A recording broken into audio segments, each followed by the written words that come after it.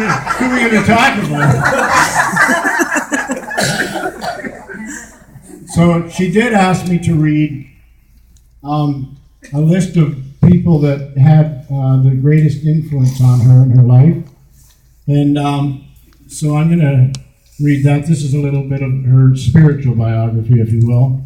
The first person is her Uncle George Phillips. And she says, when I was about 10 years old, my uncle came to my house to stay for a while. Uncle George Phillips. He stayed for a few weeks. He was a Christian. Now, this actually, I think, now, my older siblings can correct me, but this must be the beginning of how the whole family got saved. But he was a Christian. He asked my dad to go with him to when they went to Caroline Street Mission.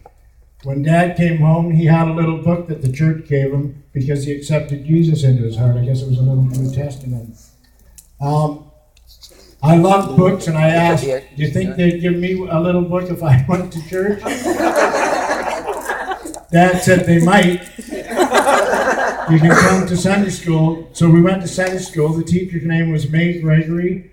How she remembers that from so long ago. The teacher's name was May Gregory, and after Sunday school was over, she asked me if I would like to ask Jesus to come into my heart, and I said yes. Then she told me the salvation story and gave me a New Testament. That's what I really wanted, was that book.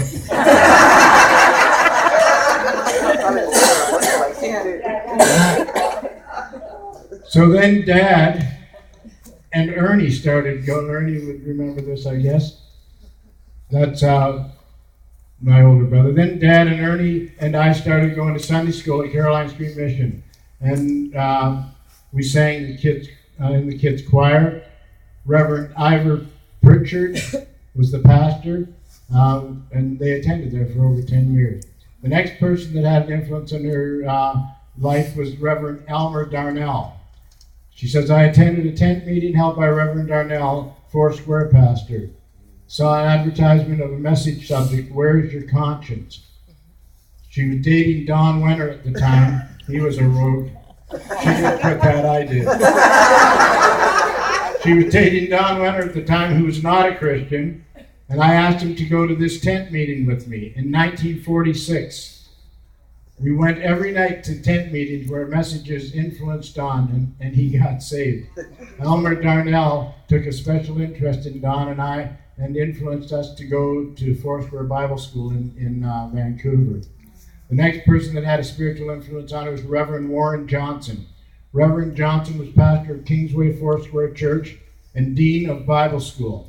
Everything he said, we listened to and followed his admonitions. He was a godly man who loved God with all his heart and encouraged us to do the same. The next person that influenced her was Reverend Reg Lazell. Dawn was looking for something more spiritual, and what than her?